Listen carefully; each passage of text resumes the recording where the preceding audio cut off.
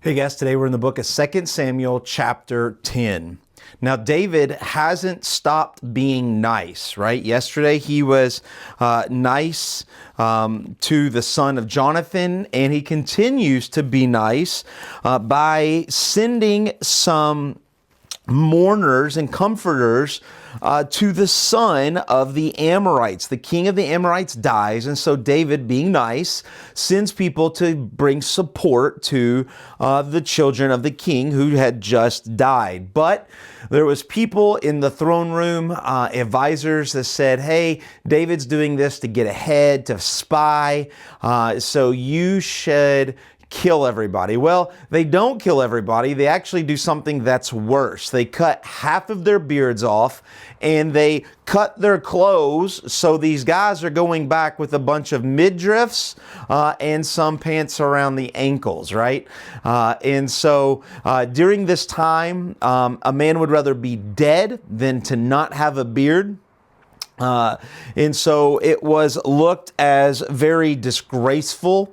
And then they cut all of their clothes. So they're walking back to King David, disgraced, half a face without a beard, as well as all of their private parts hanging out, right? So just humiliated. And when David hears about this, he's nice to them. He says, hey, stay in Jericho, right? Stay in the southern region. There's not a lot of people. Stay there till your beards grow out. Of course, they can get new clothes.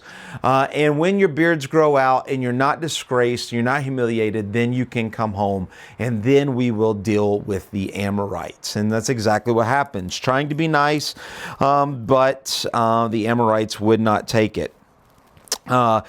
And when the Amorites found out that what the king, the new king, the son of the king had done, they know, oh man, this is going to cause a war. David's going to get us. And so they hire a bunch of mercenaries, right? They get some people to come and help them. And so they get some Syrians to come and help them. They get some other countries to come and help them, and they come to war.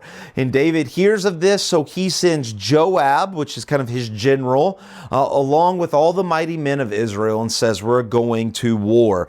And that's exactly what happens. But as Israel arrives to the battlefield, they instantly realize that they are surrounded. The Amorites have come in front of them, verse 9, in front and in the rear, right? So they're surrounded.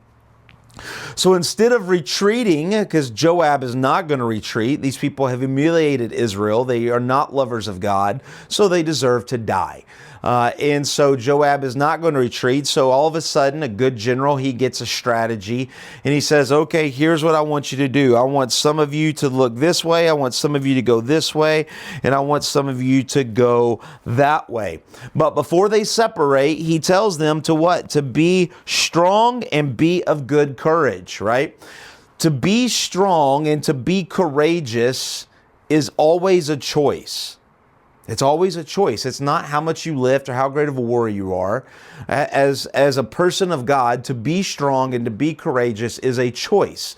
It's a choice that we must make. No matter how difficult situations get, are we going to trust in the Lord? Or is our strength and our courage coming from the Lord, or is it coming from ourselves? And so he tells them to be strong and courageous in the Lord, and then he splits his army up. And some go against the Syrians, some goes against the Amorites. And he says, if the Amorites are too strong, you come and help me. And if the Syrians are too strong, I'll come and help you. Joab's choice was always to attack. There was never a thought of retreating, even though they are surrounded. They start marching into war. They're closing ranks. They're getting closer and closer, closer and closer and closer, and all of a sudden what happens? The Syrians fled. They fled before Israel. Amorites go. They see this and they fled before Israel as well. And when you read this, you're like, wow, what an army. 40,000 people fleeing. This is amazing. But remember what we have read in the Bible already. Once again, going back, I seem like I talk about this chapter every day. Deuteronomy chapter 28. God will bless those who are with him and do the things of God, he will curse those who do not. And one of the blessings that he mentions in chapter 28 of Deuteronomy is that armies will flee before you. That's a blessing of God. And so because David and Israel is doing the right thing, the Lord blesses them, moves the heart, strikes fear in the Amorites and the Syrians, and they all leave, they all go. And they run away. Now some die in the Syrians. The Amorites flee. Nobody really dies. The Syrians, some die. You see 700 chariots, 40,000 horsemen, and the commander dies, right? All of those are dead. But the ones who are left, what happens? They make peace with Israel and became subject to them. So the Syrians were afraid to save the Amorites anymore. The Syrians will never come to help the Amorites ever again because of this. And this is a huge play that will happen in 100 years, multiple hundreds of years later. The Assyrians will come, but the Amorites will not come to help the Assyrians. And so it's a pivotal moment that we see in the book of Isaiah that will happen hundreds of years even after this. They still think about this war. So as you read this, it's kind of a war movie going on, but we see that the Lord is keeping his promises, and it's always our choice to be strong and courageous. Is your faith in the Lord, or is it in yourself? That determines if you're strong and courageous. Hope that makes a little bit more sense. We will see you tomorrow in one of the most famous chapters of 2 Samuel that there is. We'll see you tomorrow in chapter 11. God bless.